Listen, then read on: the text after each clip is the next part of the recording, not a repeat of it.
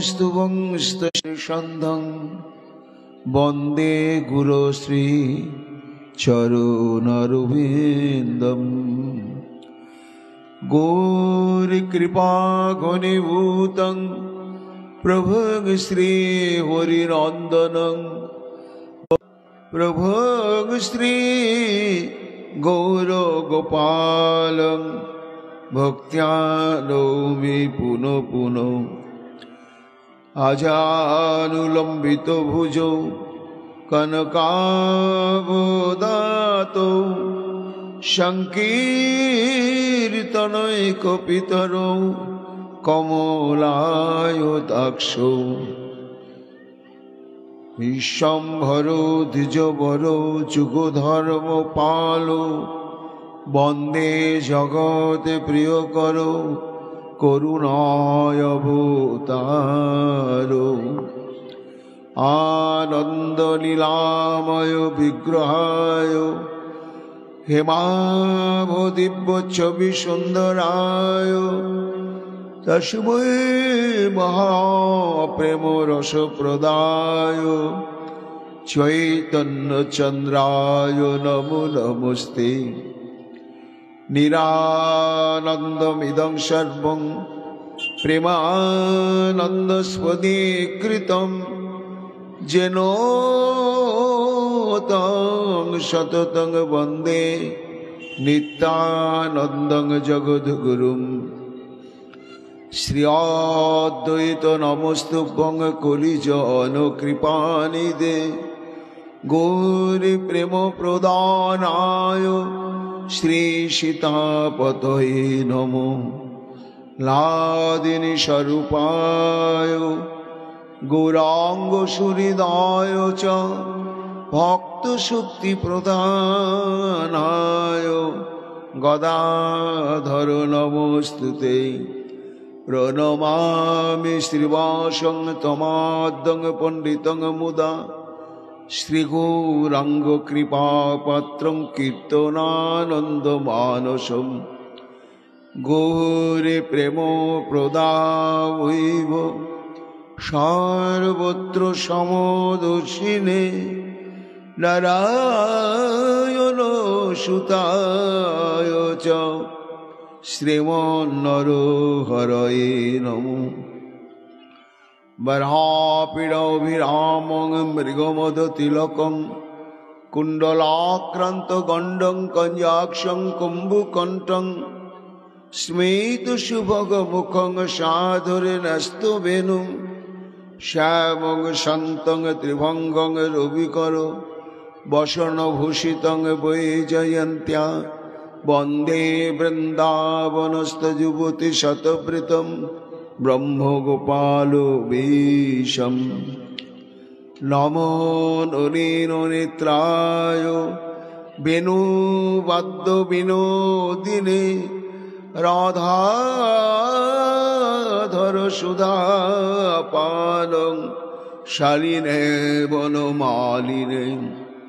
हे कृष्ण करुणा सिन्धो दीनबन्धो जगत्पते गोपेश गोपिकान्त राधाकान्त नमोस्तुते। मुखं करोति वाचालं पङ्गुं लङ्घयते गिरिं यत्कृपातमहं वन्दे परमानन्दमाधवं। तप्त काञ्चन गौराङ्गी राधे वृन्दावनेश्वरी वृषभानुसुते देवी तां नमामि हरिप्रिये। महाभावस्वरूपातं कृष्णप्रिया बुरीयसी प्रेम भुक्तिप्रदे देवी राधिका तं नमाम्यहम्। वन्दे नन्दव्रजस्त्रीणां पदरेणोमभिघ्नसो यशां हुरी कथोद्गीतं पुनाति भुवनत्रयम् अचतुर्वदनो ब्रह्मा दिवाहुरो परोहुरि अभालोचन शम्भुर भगवानो बदरायणि यं प्रभजन्तमनुपेतमपेतकृतं दैपायन विरह कातरयाजुहावो उद्रति तन्मया तरवयोभिनेदुस्तं सर्वभूतहृदयमुनिमारुतस्मि तमादिदेवं करुणानिधानं तमालवर्णं सुहितावतारम् अपारो संसार समुद्रशतं भजामहे श्री भागवत स्वरूपम् वंशाकल्पतरुभ्यश्च कृपा सिन्धुभ्येव च पतितानां पावनेभ्यो वैष्णवेभ्यो नमो नमो। जय रूप सनातन भट्ट रघुनाथ श्रीजीव गोपाल भट्ट दास रघुनाथ भक्ति भरे बंदी चाय गोसाइर चरण যাহা হইতে বিঘ্ন নাশে অভীষ্ট পূরণ। জয় গৌর ভক্তবৃন্দ গৌর যাদের প্রাণ সবে মিলে দেহ মোরে নিতাই গৌর ভক্তিদান। নিতাই গৌর হরি বল নিতাই গৌর হরি বল নিতাই গৌর হরি বল। জয় জয় নিতাই গৌর হরি হরি বল। गुरुदेव दया करके मुझको अपना लेना। गुरुदेव दया करके मुझको अपना लेना। मैं शरण पड़ा चरणों में जगा देना। मैं शरण पड़ा तेरी चरणों में जगा देना। मैं शरण पड़ा तेरी चरणों में जगा देना। मैं शरण पड़ा तेरी चरणों में जगा देना। गुरुदेव चरणों में जगा देना। मैं शरण पड़ा तेरी चरणों में जगा देना। गुरुदेव दया करके मुझको अपना लेना। गुरुदेव दया करके मुझको अपना लेना। गुरुदेव दया करके मुझको अपना लेना। मैं सबका सेवक हूँ तेरे चरण का चिरा हूँ। मैं सबका सेवक हूँ तेरे चरणों का चेला हूँ। मैं सबका सेवक हूँ तेरे चरणों का चिरा हूँ। मैं सबका सेवक हूँ तेरे चरणों का चेला हूँ। नाथ भुलाना मुझे इस जग में अकेला हूँ। मेरे नाथ भुलाना मुझे इस जग में अकेला हूँ।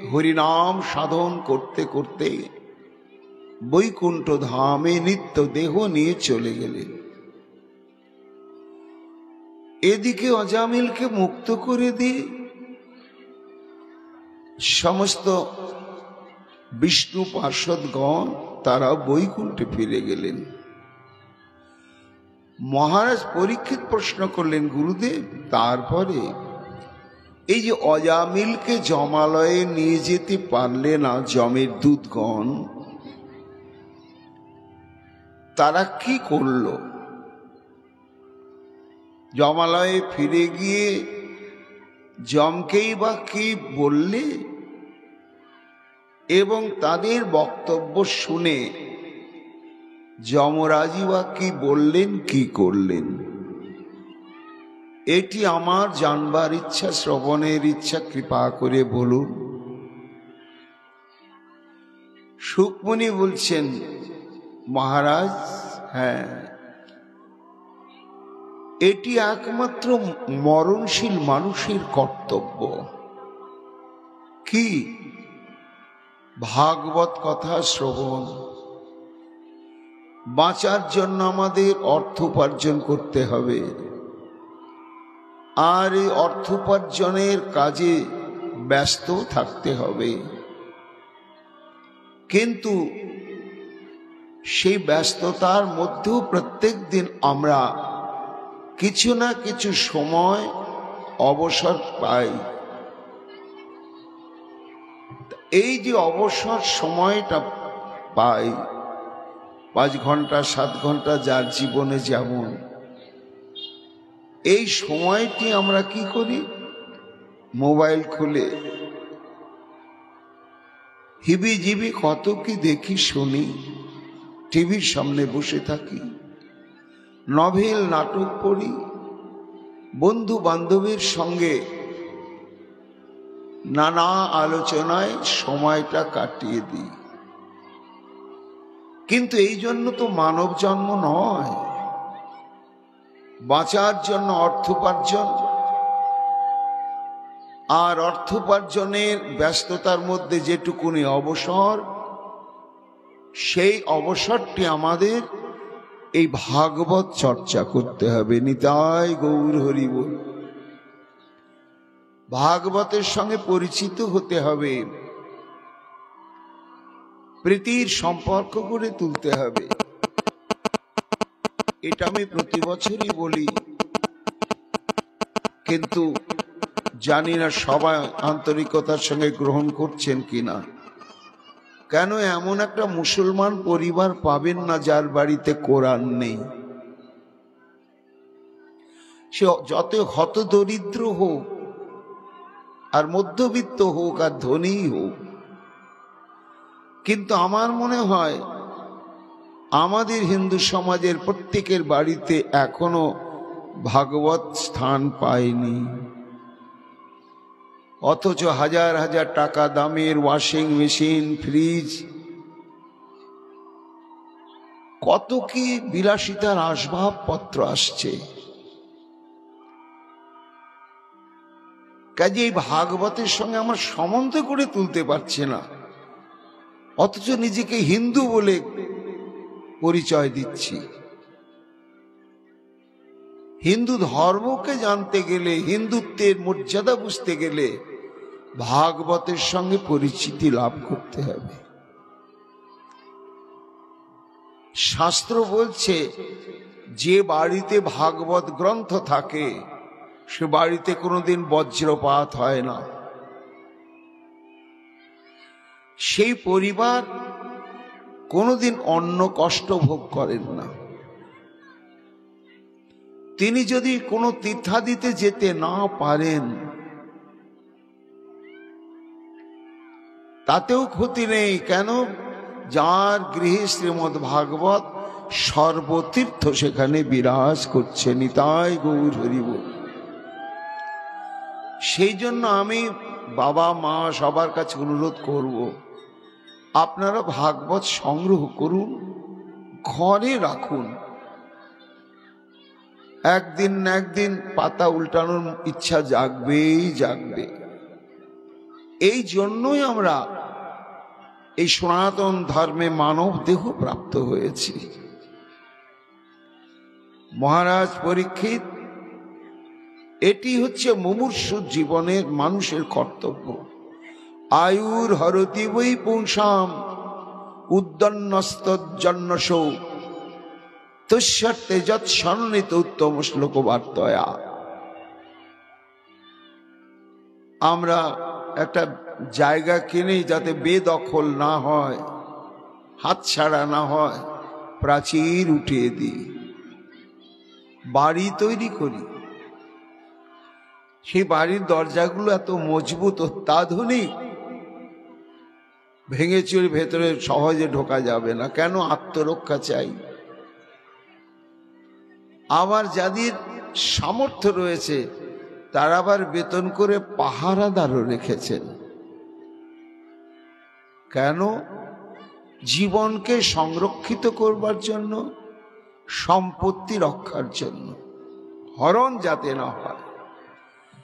কিন্তু ভাগবত বলছেন, ও মানুষ, চুরি বন্ধ করার জন্য, বেদখল হওয়ার জন্য তুমি যে এত প্রাচীর তুলছো, পাহারাদার রাখছো, এত কিছু করছো, কিন্তু একটা চুরি যে প্রত্যেক দিন হয়ে যাচ্ছে সেটা তো বন্ধ করা চিন্তা করছো না। কি চুরি হচ্ছে? আয়ুর হরতি বৈ পুংসাম উদ্দন নস্ত জন্নসৌ।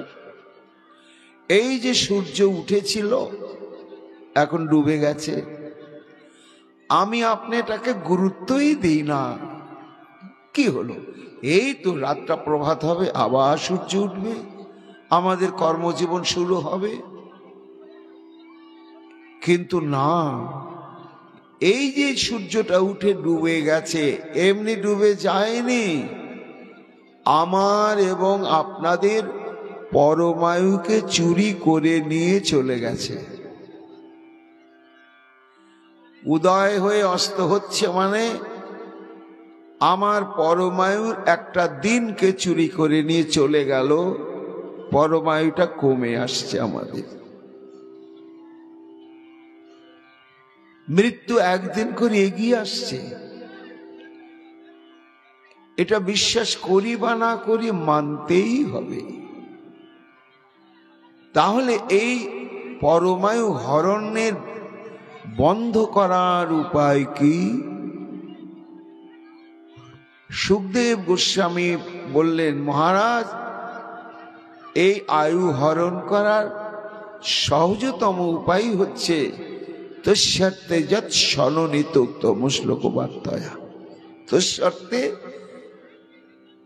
শ্রীকৃষ্ণের লীলা কথা শ্রবণ হচ্ছে আয়ুর হরণ সংরক্ষণের একমাত্র উপায়। কেমন সেটি? না, এই যে 1 ঘন্টা 2 ঘন্টা 3 ঘন্টা যার যেমন ধৈর্য, শরীর, সময়, তিনি ভাগবত কথা শ্রবণ করছেন। এই যতক্ষণ শ্রবণ করলাম, এই সময়টুকুন সূর্যদেব কখনো হরণ করে নিয়ে যেতে পারবে না। এইবার আমার বয়স যদি 70 বছরে আমি মরি, তা যদি আমি 20 বছর বয়স থেকে ভাগবত শুনে চলেছি, 1 ঘন্টা 2 ঘন্টা, এই সময়গুলোকে হিসাব করে যদি দেখা গেল মৃত্যুর আগে যে আমার হরি কথার সময়ের পরিমাণটা হচ্ছে হয়তো 5 বছর, 5 বছরে যত দিন, ঘন্টা, মিনিট, সেকেন্ড হয়, সারা জীবনটা ধরে যে হরি কথা শুনেছি সেটাই তার পরিণাম। এই সময়টা আপনি মহাপাপী হন, ভজন সাধন করতে না পারুন, ওই যে ভাগবত শ্রবণ করেছেন, সূর্যদেব ওই পরমায়ুটা হরণ করতে পারে নাই। ওই পরমায়ু আপনাকে মৃত্যুর পরে আবার পুনরায় কৃষ্ণ ভক্তের ঘরে জন্ম দিয়ে ভজনের সৌভাগ্য প্রদান করবে। এই জন্যই মহারাজ, জপ নয়, ধ্যান নয়, কোনো কষ্ট নয়, টাকা পয়সা খরচা নয়, উপবাসের কোনো প্রশ্ন নাই, কে কি পোশাক পরেছেন তার কোনো বালাই নেই, শুধু শোনা, কান পেতে শ্রবণ করা। কেমন ভাবে শ্রবণ করতে হবে সেটি মহারাজ পরীক্ষিত আমাদের সামনে দৃষ্টান্ত স্থাপন করলেন, যে যতটুকুনি সময় তুমি ভাগবত শুনতে বসবে সব ভুলে যাবে, কিচ্ছু ভেসে যাবে না। যদি সংসারকে ফাঁকি দিয়ে ভাগবত শুনতে বসা হয় কোনোদিনই সংসার ভাসবে না। শ্রী ভগবানই তার সংসারটি সংরক্ষণ করবেন। নিতাই গৌর হরি বল। এই জন্য মহারাজ তুমি যে নিরবচ্ছিন্ন ভাবে শ্রবণ করে চলেছ, এতে আমার বলার উদ্দীপনটা উত্তর বৃদ্ধি প্রাপ্ত হচ্ছে। হ্যাঁ, এটা একটা প্রশ্নই বটে যে অজামিল তো পরমায়ু প্রাপ্ত হয়ে ভজন করতে হরিদ্বারে চলে গেলেন, বিষ্ণু দুধগণ বৈকুণ্ঠে ফিরে গেলেন, যমের দুধগণ কি করলে? এটাই তুমি প্রশ্ন করেছ। তা শোনো মহারাজ, ভগবত পুরুষই রাজন জাম্মা প্রতিহদ্যমা পতিং বিজ্ঞামা সূর্যমং সংযমনে পতিং। বিষ্ণুদূত করতে এইভাবে তাদের মর্যাদাহানি হলো, কারণ অজামিলকে ওরা বেঁধে ফেলেছিল, আর বিষ্ণুদূতগণ সেই বন্ধনকে খুলে দিলেন, দিয়ে তাদেরকে ওখান থেকে সরিয়ে দিলেন। এতে তারা অপমানিত হলো। কেন না, আমরা মহারাজ যমের দূত, সমগ্র ব্রহ্মাণ্ড যার বিধানকে মানতে বাধ্য, যমের হাত থেকে কে এড়াতে পারবে? এড়িয়ে যাবে? কেউ পারবে না। এবং তার বিধানকেও লঙ্ঘন করার ক্ষমতা ব্রহ্মাণ্ডে সাধু মুনি ঋষিগণেরও নেই। আর এই থেকে চারজন, তাই তারা অপমানিত হয়ে বিজ্ঞামাস মহারাজ যমের কাছে গিয়ে, জয় হোক, জয় হোক, জয় হোক, হে রাজন, কি ব্যাপার? মনে হচ্ছে তোমাদের অনেক বক্তব্য আছে, বলো বলো, কি ঘটনা? যম জিজ্ঞাসা করলেন। গতি স্বস্তি শাস্তারচিব লোকস্য বৈ প্রভু তর্বিদ্যং কুর্বত কর্ম ফলাভি ব্যক্তি হেতব। হে প্রভু, হে মহারাজ, এই পৃথিবীর বুকে বা সৃষ্টির বুকে কয়জন বিচারক আছে? পৃথিবীর মানুষ, মর্ত্যলোকের মানুষ কর্ম করছে। সে কর্ম হচ্ছে তিন প্রকার: সৎকর্ম, অসৎকর্ম আর সৎ অসৎ মিশ্র কর্ম। এই তিন প্রকার কর্ম মানুষ করে চলেছে, করতে বাধ্য। কেন না, মানুষ হচ্ছে সত্য রজ তম ত্রিগুণাত্মিকা প্রকৃতির অধীন। এই ত্রিগুণাত্মিকা প্রকৃতির গুণের প্রভাবেতেই মানুষ তিন প্রকার কর্ম করছে। আর এই তিন প্রকার কর্মের ফল বিচার হচ্ছে। সে বিচার করার একমাত্র কর্তাই হচ্ছেন হে মহারাজ কৃতান্তদেব যম, তুমি। এবং এই কর্মফল বিচার করে তার শাস্তি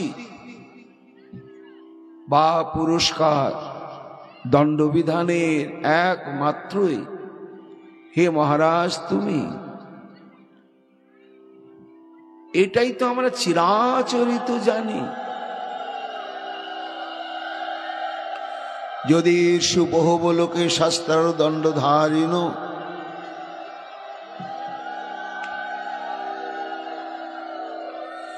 কস্য শতাং নবা কস্য মৃত্যু মৃত্যু মে বোবা।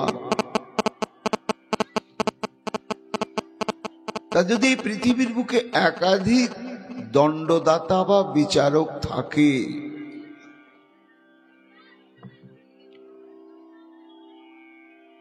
এবং বিচার ব্যবস্থা যদি একই রকম কর্মের জন্য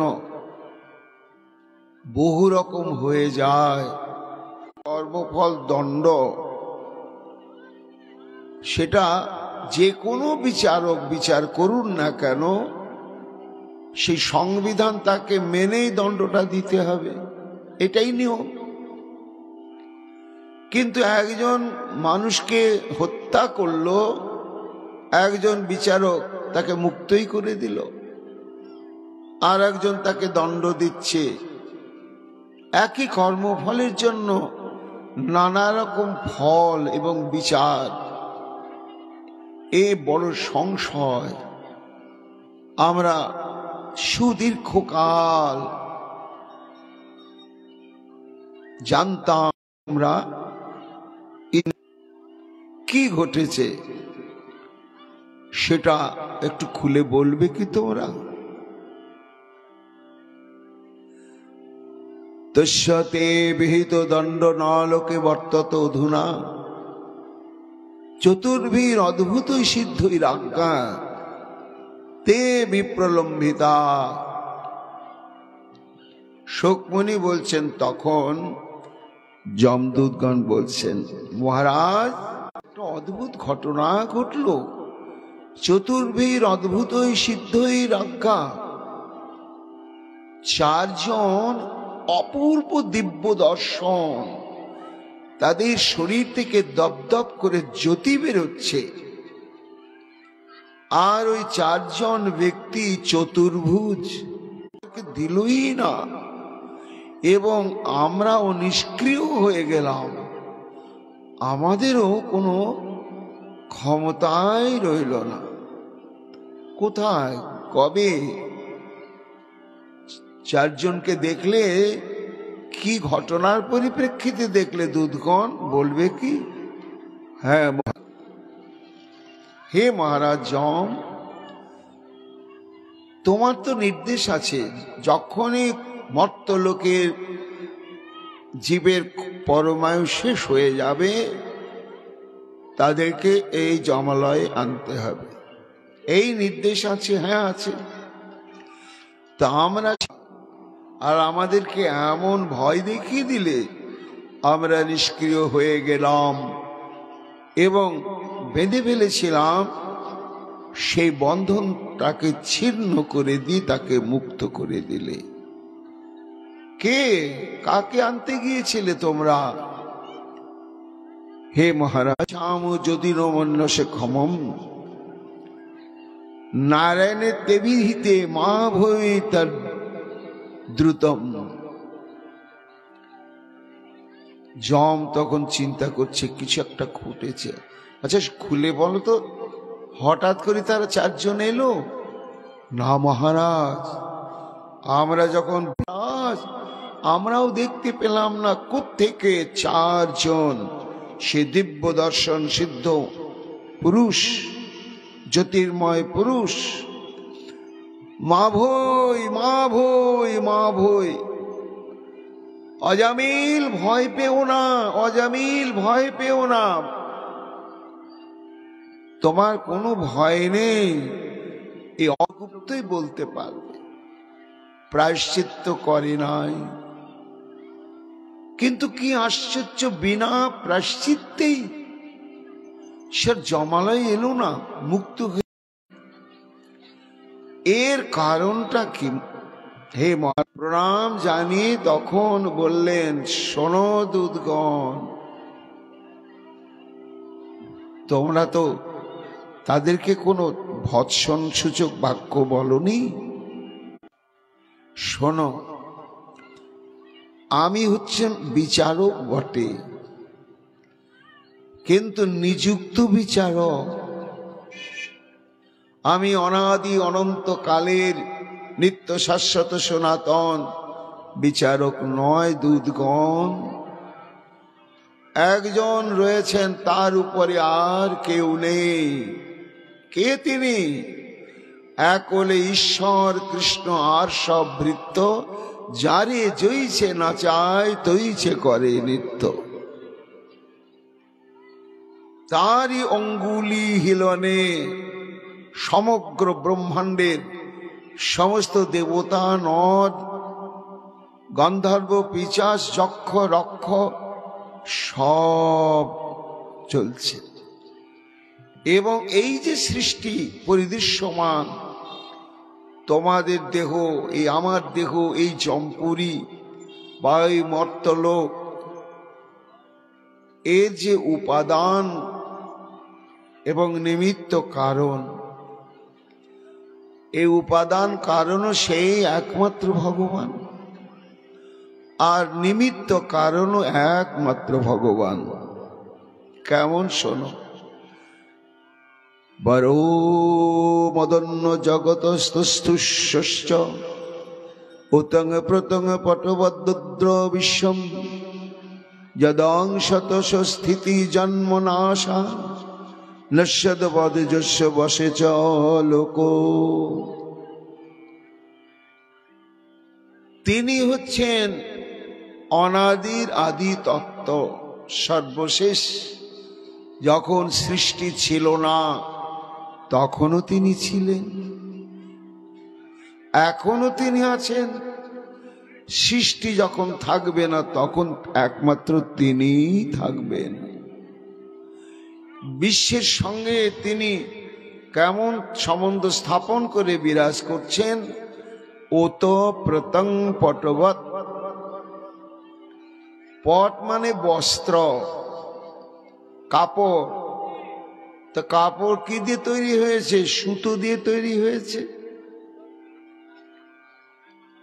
এই কাপড়টা সুতো ছাড়া তো কিছু নেই, কিন্তু এটাকে কেউ সুতো বলে না, কাপড় বলে, বস্ত্র বলে। তো কখন বস্ত্র হলো? না, এটা বস্ত্রে পরিণত করা হয়েছে। কিভাবে? না, যারা তাঁতশালে গিয়েছেন তারা দেখেছেন তাঁতিরা কাপড় বুনছে কেমন করে। না, একটা টানা থাকে, যত বড় কাপড় হবে তত লম্বা সুতো টানা থাকে, আর চওড়াভাবে মাকু চলে। তা এই যে লম্বা ভাবে এটাকে ওতপ বলা হয়, আর মাকু চালিয়ে চালিয়ে বোনা হচ্ছে, সুতোগুলো চওড়াভাবে আবার ওর ভিতরে ঢুকছে, এটাকে প্রত বলা হয়। তা সুতো যেমন ওতপ্রোত ভাবে বস্ত্রের প্রকাশ করে থাকে, এই অনন্ত কোটি ব্রহ্মাণ্ডের অন্তরালে ভগবানই একমাত্র আছেন, আর কিছু নেই। এবং নস্যাদ বর্জস্য বসে,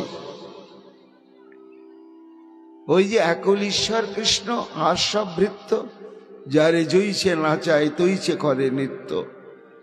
যেমন বলদের নাক ছিদ্র করে দড়ি বেঁধে তাকে যেমন করে ঘুরানো হয়, বলদটা ঘুরতে বাধ্য হয়, তেমনি হে দুধগণ, শ্রী ভগবান কর্মফলের দড়ি দিয়ে সব জীবকেই বেঁধে ঘুরাচ্ছেন। এই জন্য সেই সারাৎসার পরাৎপর অনাদি তত্ত্ব যে ভগবান, তিনি দুর্গেয়, তিনি ভূমা পুরুষ। ইচ্ছা করলে তার কাছে যাওয়া যায় না দুধগণ, ইচ্ছা করলে তাকে দেখা যায় না। যমে বৈষব্রেণুতে তনলভ্য, একমাত্র তিনি কৃপা করে যাকে দর্শন দেন তিনি প্রাপ্ত হন। তিনি হচ্ছেন আদি, তার বিচার হচ্ছে আমার বিচারেরও উপর। আমি যাকে বিচার করে অনন্ত নরকে যাওয়ার বিধান দেব, তিনি ইচ্ছা করলে তাকে মুক্ত করে বৈকুণ্ঠ গতি প্রদান করতে পারে। তিনি হচ্ছেন কর্তুম, অকর্তুম, অন্যথা কর্তুম। ভাঙতেও পারেন, গড়তেও পারেন, পরিবর্তনও করতে পারেন। তার কাছে কৈফিয়ত চাওয়ার কেউ নেই। অহং মহেন্দ্র নিরীতি প্রচেতা সম অগ্নি ঋষ পবন বিরিঞ্চি আদিত্য বিশ্বে বশবথ সাধ্যা মরুদগণা রুদ্রগণা সসিদ্ধা। শোনো দুধগণ, যম বলছেন, আমি যম, দেবরাজ ইন্দ্র, নিরীতি নামক দেবতা, বরুণ, চন্দ্র, অগ্নি, মহাদেব, পবন, ব্রহ্মা, সূর্য, বিশ্ববাসু, অষ্টবসু, সাধ্যগণ, মরুদ্গণ, রুদ্রগণ, সিদ্ধগণ, মরীচি প্রমুখ, এরা কেউ শ্রী ভগবানের লীলা এবং তার কার্যের রহস্য কি কেউ অনুভব করতে পারেন না। যার পার্শ্বদগণ তোমাদেরকে প্রতিহত করেছে সেই প্রভু।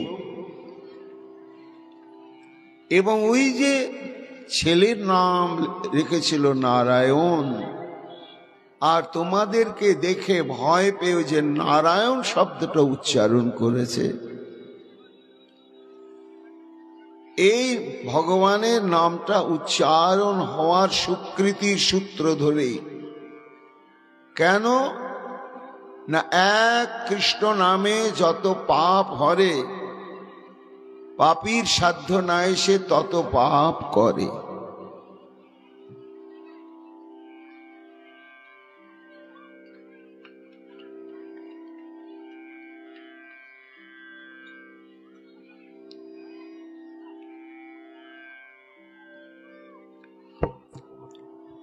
এই জন্য এই যে ভগবানের নাম উচ্চারণ যতই মহাপাতকী হোক না কেন, ধর্মের সার ধর্ম হচ্ছে ভাগবত ধর্ম। আর এই ভাগবত ধর্মের রহস্য অতি গূঢ়, অতি গুচ্ছ। সেই ধর্মের তত্ত্বের সার তত্ত্ব কি? হরের নামৈব কেবলম। ভাগবত ধর্মের এটি হচ্ছে শেষ কথা। ভাগবত ধর্মের স্বরূপই হচ্ছে ভগবানের নাম আশ্রয়, নাম সাধন। প্রায়শ্চিত্ত করার পরে হরিনাম সাধন করে মুক্ত হতে হয় না। ভগবানের নাম যেন তেন প্রকারে উচ্চারণ করে মুক্ত হওয়া যায়। দুধগণ, এই হচ্ছে ভাগবত ধর্মের রহস্যময় তত্ত্ব। এই বিশ্বের একমাত্র 12 জন আমরা এই ভাগবত ধর্মের গূঢ় রহস্য জানি। কোন কোন 12 জন জানো?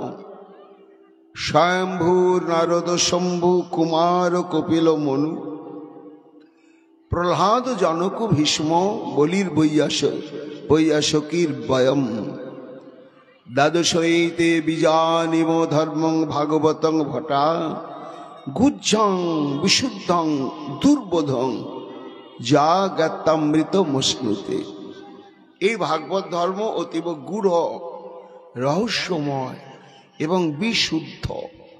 এই ধর্মের তত্ত্ব যিনি অবগত হতে পেরেছেন, তিনি চিরকালের জন্য নিত্য শাশ্বত স্বরূপ প্রাপ্ত হয়েছেন।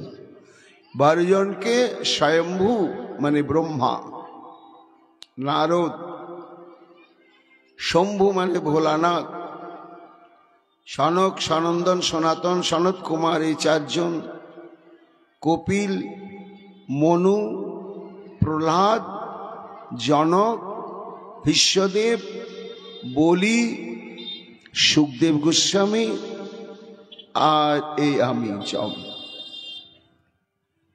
আমরা 12 জন এই ভাগবত ধর্মের তত্ত্ব জানি। সেই তত্ত্বের সার সংবাদ কি শোনো দুধগণ। এতাবান এব লোকেস্মিন পুংসাং ধর্ম পরস্মৃত ভক্তিযোগ ভগবতী জন্নাম গ্রহণাদি। এই সৃষ্টির বুকে মনুষ্য লোকে পরম ধর্ম বলে পরিগণিত হচ্ছে একমাত্র শ্রদ্ধা সহকারে হরিনাম গ্রহণ এবং আশ্রয় করার নামই হচ্ছে ভক্তিযোগময় ভাগবত ধর্ম। তার প্রমাণটা তোমরা নিজের হাত চোখে দেখলে, দেখে আমার কাছে ফিরে এসেছ। নামাচরণা নাম উচ্চারণ মাহাত্ম্যং হরে পশ্যত পুত্রকা অজামিলুপি যেন ইব মৃত্যু পাশাদ মুচ্চাতে। তোমরা তো চোখের সামনে দেখলে, বেঁধে ফেলেছিলে, আর ভয়ে তারা সে নারায়ণ বলার সঙ্গে সঙ্গে 1 সেকেন্ড 1 মুহূর্ত দেরি হয়নি, প্রভুর 4 জন পার্ষদ এসে মুক্ত করে দিয়ে দিলে। এটি হচ্ছে শ্রেষ্ঠ ভাগবত ধর্ম। কি না, জীবনে যাই করি নামকে আশ্রয় করতে হবে। ভগবানের নাম, নামের বৈশিষ্ট্য কি না, ভগবানের চাইতো নামের কৃপা অনেক বেশি। ভগবানের চাইতো নামের কৃপা অনেক বেশি। হ্যাঁ, প্রমাণ কি না, ভগবান লীলা করতে আসেন, লীলা সমাধা করে তিনি চলে যান।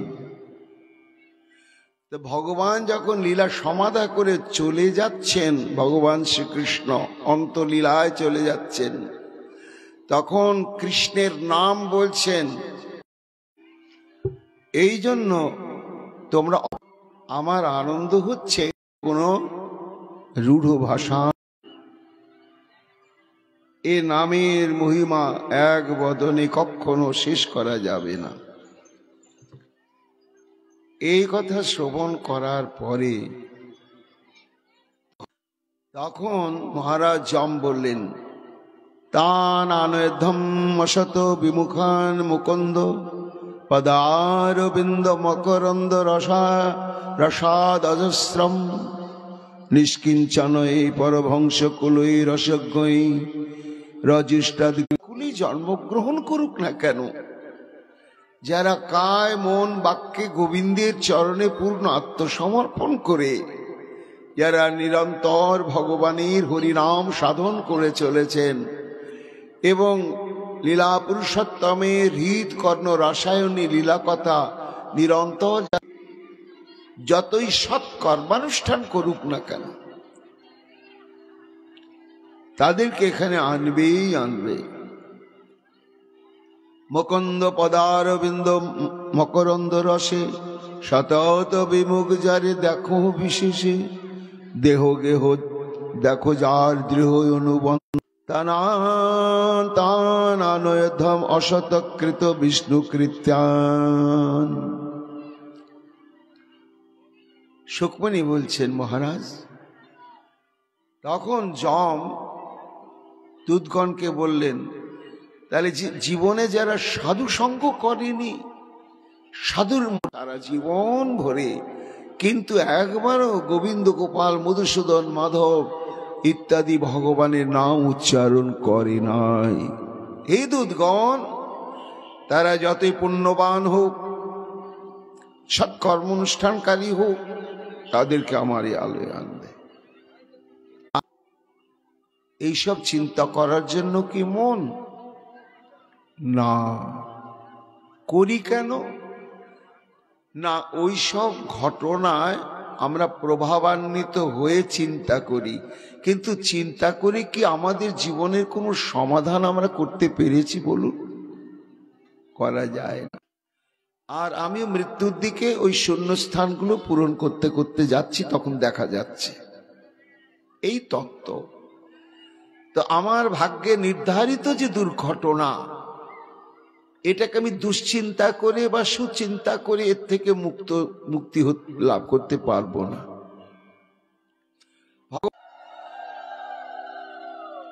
মন সব সময় শ্রী গোবিন্দের লীলা চিন্তন, এই গোবিন্দের লীলা চিন্তনে যদি আমরা ডুবে যেয়ে থাকতে পারি, তাহলে বিপদ আপদ সুপদ সম্পদ বিস্তার করতে পারবে না। কি বিপদ, তার নামটা একটু ডাকলো না, তার স্মরণ নিল না, তাকে এই আমার আলোয় নিয়ে আসবে। কৃষ্ণায় নো নমতে যাচ্ছিল কাজ, যে একবারও কোনোদিন জীবনে একটু প্রণাম করলো না কোনো মন্দিরে কোনো বিগ্রহে, সে যতই পরোপকারী পুণ্যবান যাই হোক না কেন, তাকেই আমার এই নরকে নিয়ে আসবে। তাহলে জিহ্বা যাদের হরি কথা বলল না, এটা বাচিক। চিত্ত যাদের চিন্তা করলে না, এটা মানসিক। আর মাথা নত করে প্রণাম করলেন, এটা কায়িক।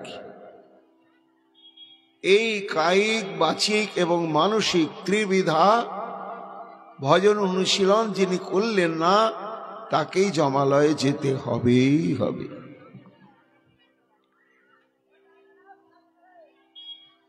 এতিকো বচন শোনো যমদূত গণে, নামে মহিমা শুনে ভয় পাইল মনে।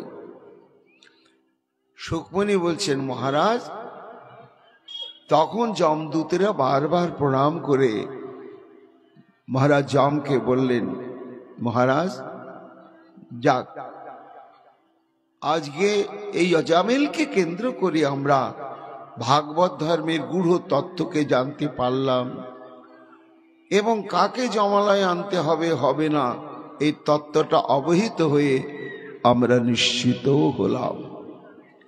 এই বলে মহারাজ যমকে প্রণাম করলেন। আর যমও তখন ওই যে নারায়ণের দূত, তাদের সঙ্গে একটু কথা কাটাকাটি হয়েছে, তা আমার প্রভু তো নারায়ণ, তিনি কি মনে করবেন হয়তো যে আমার দূতগণ তার পার্শ্বদগণকে এইভাবে একটু তর্ক বিতর্ক করেছে। তাই তৎসম্মতাংশ ভগবান পুরুষ পুরাণ নারায়ণ সপুরুষের যদসৎকৃতং ন স্বনামহন বিদুষাদ রচিতাঞ্জলিনাং খান্তির গরীয়সী নম পুরুষায় ভূমনে। সুকমণি বলছেন, মহারাজ এইভাবে যমদূতগণকে মহারাজ যম নামের মহিমা এবং ভাগবত ধর্মের তত্ত্ব বলার পরে প্রভু নারায়ণের চরণে তিনি মনে মনে ক্ষমা চাইলেন। হে প্রভু, দাসের, আমার যে দূত, আমার দাস, এরা যে অপরাধ করেছে, যেহেতু আমার দাস, তো অপরাধটা আমারই হয়ে গিয়েছে। তাই নারায়ণ পুরুষ প্রধান জগন্নাথ, একবার ক্ষম প্রভু মোর অপরাধ। সেবকের অপরাধে প্রভু দণ্ড পায়, ভৃত্য অপরাধে প্রভু দণ্ডিতে জুয়ায়। নম নম নারায়ণ, নম মোর নমস্কার, মোর অপরাধ প্রভু ক্ষম একবার। সুকমণি বলছেন, মহারাজ সেই মূল প্রসঙ্গে আবার চলো ফিরে যাই। তুমি নরকের কথা শুনতে শুনতে, নরক ভোগের কষ্টের কথা শুনে আঁতকে উঠে তার থেকে নিষ্কৃতি পাওয়ার উপায় তুমি জানতে চেয়েছিলে। আর আমি সেটি সর্বশাস্ত্র থেকে মন্থন করে তোমাকে জানিয়েছিলাম যে একমাত্র হরিনামকে আশ্রয় করলে প্রায়শ্চিত্ত করতে হয় না, সর্বপাপ থেকে সে মুক্ত হয়ে যায়। এই সিদ্ধান্ত শোনার পরে তুমি তার পেছনে কি দৃষ্টান্ত আছে সেটা জানতে চেয়েছিলে। সেই দৃষ্টান্ত সম্পর্কে আমি অজামিলের ঘটনা তোমার কাছে বিস্তৃতভাবেই বললাম। তাহলে এই সিদ্ধান্ত এবং দৃষ্টান্ত, এর দ্বারা তুমি সুদৃঢ়ভাবে অন্তরে অনুভব করতে পারলে যে হরিনাম সাধনের কত বড় শক্তি, স্খলিত, পতিত, ত্রুটিত, বাধ্যতামূলক এবং নামাভাস যেমন ভাবে এই হরিনাম উচ্চারিত হবে, তার দ্বারাই তার পরাগতি হবে। এই তত্ত্ব সম্পর্কে তোমার আর নিশ্চয় সংশয় থাকলো না। মহারাজ পরীক্ষিত বলছেন, হ্যাঁ গুরুদেব, অজামিলের প্রসঙ্গ এবং যমদূতগণের কথোপকথন শ্রবণ করে আমি কৃতকৃতার্থ হলাম, কিন্তু আমার আবার একটু প্রশ্ন জাগলো। কি নাই যে অস্ফুট, স্খলিত, ত্রুটিত, বাধ্যতামূলক, আমার বলার ইচ্ছা নাই, কিন্তু জোর করে আমাকে কেউ বলালো, এটা তো আমার বলা হলো না। এটাতেও কি ভগবত প্রাপ্তি ঘটে? শুকমুনি বলছেন, মহারাজ তুমি এত মনোযোগ সহকারে শুনছো? হ্যাঁ মহারাজ, যেমন ভাবে হোক। শোনো, অজামিল তো নারায়ণ পুরো নামটা বলেছিল, নিজের ইচ্ছাতেই বলেছিল, আসক্তি নিয়ে বলেছিল, উচ্চস্বরে বলেছিল। কিন্তু যদি কেউ বাধ্যতামূলক অস্ফুট স্বরে অর্ধাক্ষর উচ্চারণ করে, তা যত যত ভয়ঙ্কর পাপী হোক না কেন, সেও ভগবত চরণ প্রাপ্ত হয়ে যায়। এ নিয়ে মহাজনগণ পরম্পরাক্রমে একটা দৃষ্টান্তের উপস্থাপন করেছেন, সেটি তোমাকে বলছি, শোনো। এক গ্রাম, সেই গ্রামে এক বিশাল ধনী ব্যক্তি বাস করে। সে নাস্তিক আর প্রভাবশালী, প্রশাসনও তার কথায় উঠে বসে। তা নাস্তিক তো, তা সেই ধনী ব্যক্তির একটি যুবক ছেলে আছে, সে আরো ভয়ঙ্কর নাস্তিক এবং দুর্বৃত্ত। তিলকমালা দেখলেই তার গা জ্বলতে শুরু করে দেয়। কারণে অকারণে তাদেরকে অপমান করা, কদর্থনা দেয়া, এমনকি প্রহার করা, ভাঙচুর করা, সুযোগ পেলে ছাড়ে না। তা ওই গ্রামে আলাদা পাড়াতে কিছু সাধারণ মধ্যবিত্ত কৃষ্ণ ভক্ত বাস করে। খেটে খাওয়া জীবন, সারাদিন কাজকর্ম করে সে সন্ধ্যাবেলায় খোল করতাল নিয়ে তারা খুব হরিনাম করে। এও সহ্য হয় না ওই নাস্তিক ব্যক্তির পুত্র যুবকের। একদিন গিয়ে চড়াও করে খোল ভেঙে টেঙে করতাল কেড়ে টেড়ে নিয়ে মারধর করে শাসে এলো, এই গ্রামে বাস করতে গেলে সব হরিবোল টরিবোল চলবে না। ভক্তগণ ক্ষুণ্ণ হয়ে গেল, বলে ওর তো খায় না, ওর পড়ি না, ওর বাড়িতে গিয়েও করছি না, ওকেও আমরা করতে বলছি না। আমরা আমাদের ঘরে হরিনাম করব, এতে অধিকার নেই। ভাই, সংঘ শক্তি কলিযুগ, কলযুগে, কলিযুগেতে সংঘ শক্তির শক্তি আলাদা। চলো আমরা একত্রিত হই। সবাই দল বেঁধে একটা যুক্তি করলে, যুক্তি করে তারা তখন সেইভাবে ফাঁদ পাতলে। একদিন সেই উদ্ধত যুবকটি সন্ধ্যা হয়ে আসছে, কোন জায়গা থেকে ফিরছে একটা বনপথে। ওরা আগে জানতে পেরেছে এই পথ দিয়ে আসবে। তখন কিছু ভক্ত যুবক ওই জঙ্গলের মধ্যে ঘাপটি মেরে ঢাকা দিয়ে আছে। আর যুবকটা যেই একা একা ওইখানে এসে উপস্থিত হয়েছে, আর একেবারে ঝুপঝাপ করে বেরিয়ে প্রায় 20-25 জন ওকে একবারে জাপটে জড়িয়ে ধরে মাটিতে পেরে দিয়েছে, দিয়ে বুকের উপরে 4-5 জন উঠেছে, হাত টেনে এই হাতের উপরে 4 জন, এই হাতের উপরে 4 জন, ঠ্যাঙের উপরে চেপেছে 5 জন 5 জন 10 জন। বেটার আর নড়াচড়ার ক্ষমতা নেই। 2 জন করেছে কি, গলায় গামছাটা গিট দিয়ে টানছে, ফাঁস লেগে গিয়েছে। বলছে এই হরি বল, হরি বল, নাহলে দিলাম টেনে, হরি বল। এখন দম আটকে আসছে, তো উপায় আর নেই, আর ওখান থেকে নিষ্কৃতি পাওয়ারও কোনো উপায় নেই। বুঝতেই পেরেছে আজ আমার নিশ্চিত মৃত্যু। এখন বলারও ইচ্ছা নাই আর অভ্যাসও নাই, কিন্তু তাই এদিকে দমটাও বন্ধ হয়ে আসছে, করে দিয়েছে। আর যেই করে দিয়েছে সঙ্গে সঙ্গে সবাই চুপচাপ নেমে পড়েছে ওর উপর থেকে। ফাঁসটা খুলে দিয়েছে, খুলে দিয়ে সবাই হাত তুলে দাঁড়িয়েছে, বলে ভাই এই দেখ আমরা হাত তুলে দাঁড়ালাম, তুই গুলি করে আমাদের মেরে ফেল, আমাদের আর কোনো আফসোস নেই, দুঃখ নেই। কেন জানিস, তুই একবারও তো হরি বললি। এই হরি বলা মানুষের হাতে যদি মরণ হয় তা আমরা নিশ্চয় হরির ধামেই যাব।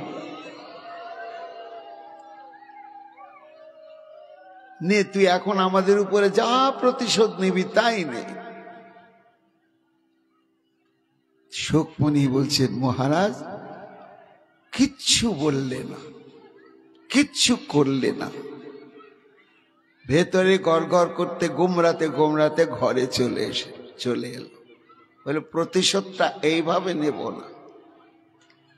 কিন্তু দৈবক্রমে হলো কি, রাত্রি যখন 1টা তখন তার স্ট্রং ডায়রিয়া। এইবার ডাক্তার ডাকতে ডাকতে ভোর হতে না হতে হরিবোল হয়ে গেল, মারা গেল। খবরটা ভক্ত পাড়ায় গিয়ে ঢুকতেই তখন তারা বললে দেখো গোবিন্দই বিচার করলেন। এইবার হলো কি, যমদূতেরা তার আত্মাটাকে নিয়ে চলে গেল যমালয়ে। যম বলছে চিত্রগুপ্ত বিচার করো তো। বলে মহারাজ ইস ভয়ঙ্কর পাপী, ভক্ত বিদ্বেষী, তাই তাহলে তো এই পাপের জন্য এই নরকে ওকে অনন্তকাল ভোগ করতে হবে। কিন্তু যেদিন ও মরবে তো সেই দিন ঠেলায় পড়ে এরকম একটু বলে দিয়েছে। যম বলছে এই তো মুশকিল হয়ে গেল, যেভাবেই হোক প্রভুর নামটা তো বলেছে, তো জীবনে যদি ঠেলায় পড়ে অনেক একে নিয়ে কেন দিবানিশি হরিনাম হরি হরি হরি বলছে। কাজে দেবর্ষি নারদই বলতে পারবে ঠেলায় পড়ে যদি কেউ বলে দেয় তার কি পাওনা আছে। চিত্রগুপ্ত বলছেন হ্যাঁ মহারাজ চলুন, তুমি বলে দিতে পারবে। নারদ বলছেন হরি বল, শোনো যম, হরিনাম করলে আনন্দ উদয় হয় এটাই জানি, রস আস্বাদন হয় এটাই জানি। চলো আমার 2 বলবান শিষ্য তাদের কাছে যাই। কে না, নারদের শিষ্য হচ্ছে ধ্রুব, সে পদ্ম পলাশ লোচন হরিকে ডেকে ধ্রুবলোক প্রাপ্ত হয়েছে। হ্যাঁ দেবলোচন হরির আরাধনা করে এত সৌভাগ্য লাভ করেছ, তুমি বলে দিতে পারবে কি হয়। ধ্রুব বলছেন গুরুদেব হরিকে ডাকলে হরিকে পাওয়া যায়, হরি কৃপা করে তার জন্য হরি নামে আগুনে পড়েনি, বিষ ভক্ষণে মরেনি, ক্ষিপ্ত হস্তির তলে পিষ্ট হয় নাই। কাজে হরি নামের তত্ত্ব সেই জানে। তাহলে চল, তারপরে অতি বললে কি পাওনা, ওটা তো আমারও জানা নাই, আর ওটা তো আমারও জানা দরকার। তাহলে কি হবে? এত দূর আমরা এলাম, প্রহ্লাদ বলছেন গুরুদেব আমিও সঙ্গে যাব, চলুন। সার বলছে সাধু সাধু, ঠিক বলেছে প্রহ্লাদ, তাহলে চলো যাও। তখন যম, চিত্রগুপ্ত, সেই মর্তলোকের আত্মা, দেবর্ষি নারদ, ধ্রুব, প্রহ্লাদ, হরে কৃষ্ণ কৃষ্ণ কৃষ্ণ হরে হরে রাম হরে রাম রাম রাম হরে হরে কৃষ্ণ। বলো রে হরি, বলো রে, বলো রে হরি, বলো রে হরি বলো রে, হরি বলো রে, হরি বলো রে, বলো রে, বলো রে, হরি বলো রে, হরি বলো রে, বলো রে হরি বলো রে, হরি বলো রে, হরি বলো রে, হরি বলো রে, বলো রে, হরি বলো রে, হরি বল, হরি বল, হরি বল, হরি বল, হরি বল, হরি বল, হরি বল, হরি বল। ভোলেনাথ নামানন্দে মাতাল হয়ে গিয়েছে। এরা উপস্থিত হয়, ভোলে বাবা কি জয়, ভোলে বাবা কি জয়। বাবার জ্ঞানই না। নারদ বলছেন প্রহ্লাদ বাবার যে জ্ঞানই নেই গো, বলে এইভাবে জয় দিলে উনি শুনতে পাবেন না। ওর কণ্ঠে কণ্ঠ মিলিয়ে, তালে তাল মিলিয়ে হরিনাম আমরাও গাই। তখন বাবার সুরে সুর, কণ্ঠে কণ্ঠ, তালে তাল লাগিয়ে যখন নাম গাইতে শুরু করলেন, তখন নামের ধ্বনি কর্ণে প্রবেশ করতে চেতনা ফিরে এসে দেখছেন একই দেবর্ষি নারদ, ধ্রুব, প্রহ্লাদ, যম, চিত্রগুপ্ত, মর্তের একটা আত্মা। কি কারণ আসার? দেবর্ষি নারদ বললে ভোলে বাবা তুমি তো আগম নিগম তত্ত্ববেত্তা, তা যদি শোনো, ঠেলায় পড়ে বাধ্যতামূলক অনিচ্ছাকৃত ভাবে অতি বলে দেয়, তার কি পাওনা হতে পারে তুমি একমাত্র বলে দিতে পারো, যেহেতু 5 বদনে তুমি হরিনাম সাধন করে চলেছ। ভোলেনাথ শোনার সঙ্গে সঙ্গে গম্ভীর হয়ে গেলেন, সব নয়নগুলো ছলছল করতে লাগলো। নারদ আনন্দে আত্মহারা হতে চায়, তাই ভাং খায়, ধুতুরা খায়, তাতে হয় না। দেখছো না সাপ, সাপের বিষ উগ্র নেশা, তাই কিছুতেই যখন নেশা হয় না সর্প দংশন করায়। সেই নেশাটাও কিছুক্ষণ বাদে ছুটেই যায়। যখন কোনো নেশায় আমাকে আর আত্মহারা করতে পারছে না, তখন শিঙা ডমরু বাজিয়ে আমার 5 বদনে হরিনাম করতে থাকে। এই হরিনাম করতে করতে করতে করতে নারদ নামের নেশা আর ছোটে না। তাই হরিনামে আছে নেশা, সব ভুলিয়ে দিয়ে আনন্দ সমুদ্রে নিমজ্জিত করে দেয়। কিন্তু ঠেলায় পড়ে কেউ অতি বলে দিলে তারও তো নিশ্চয়ই কিছু পাওনা, কিন্তু ওটা আমারও তো জানা নাই। সবাই বলছে বলে বাবা তাহলে আর আমরা কোথায় যাব? না না না, ওটা আমাকেও জানতে হবে, আমিও তোমাদের সঙ্গে যাব। চলো। কোথায়? নারদ, তোমার পিতার কাছে। কেন? ব্রহ্মার 4টি বদন, 4টি বদনে 4টি কর্ম সাধন করে চলেছে।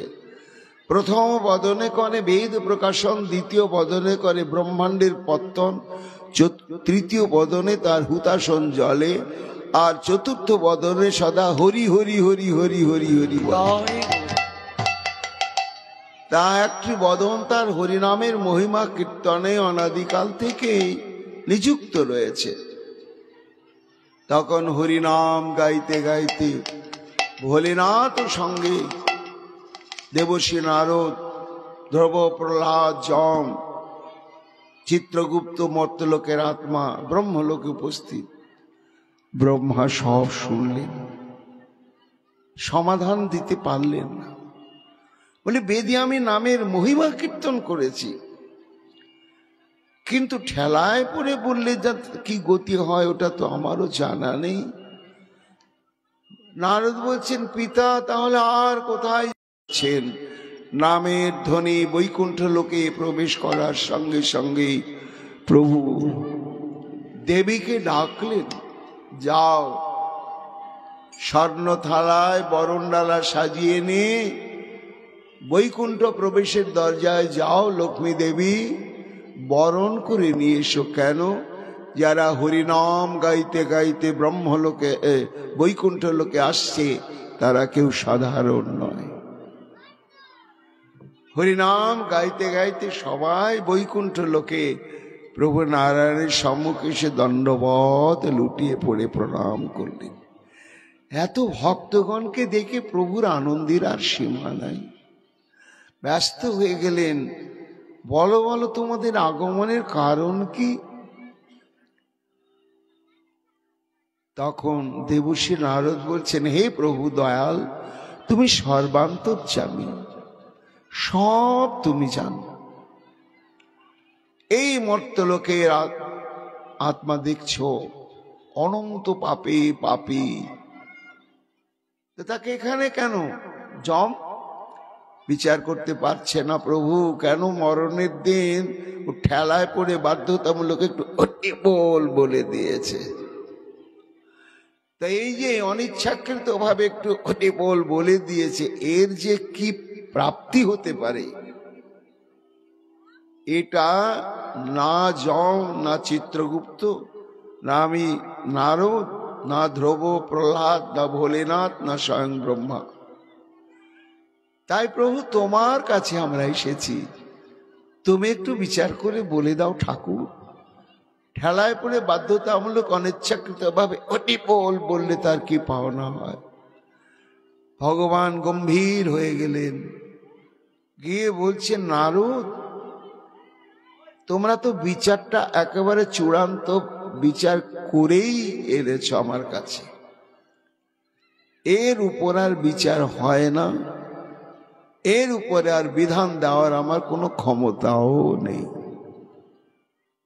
সবাই তো আশ্চর্য, আমরা তো সিদ্ধান্ত নিতে পারিনি প্রভু, তাই তো তোমার কাছে এলাম। বলে না না না, এমন বিচার হয়ে গিয়েছে, ও বিচারের উপরে আর বিচার করা যাবে না। বাটা মশলাকে আর কি বেটে কোনো লাভ আছে? পৃষ্ঠপোষণ করে লাভ নেই, চূড়ান্ত বিচার হয়ে গিয়েছে। সবার মাথা তো চক্কর দিতে শুরু করলো, কি বিচার হলো? আমরা তো সিদ্ধান্ত কিছু বুঝলাম না, বিচার কোথায় হলো?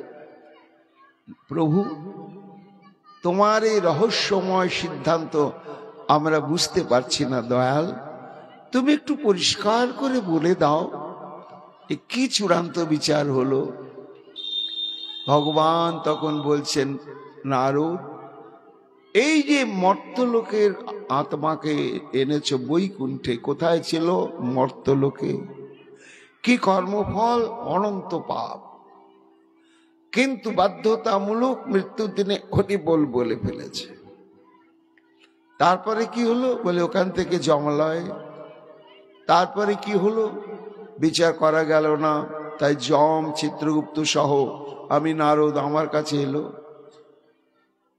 হলো না। ওখান থেকে ধ্রুবলোক, প্রহ্লাদ লোক, শিবলোক, ব্রহ্মলোক সবাই মিলি বিচারটা পাওয়ার জন্য তোমার কাছেই এসে গেলাম।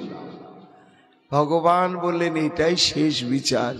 জানো না, যতই ভয়ঙ্কর পাতকী হোক, অনিচ্ছাকৃত বাধ্যতামূলক ভাবে যদি হরি বল একটু বলে দেয়, তার সর্বপাপ ধুয়ে মুছে তো বিনির্মুক্ত হয়েই যায়, এবং তাকে একা একা এই বৈকুণ্ঠ লোকে আসতে হয় না।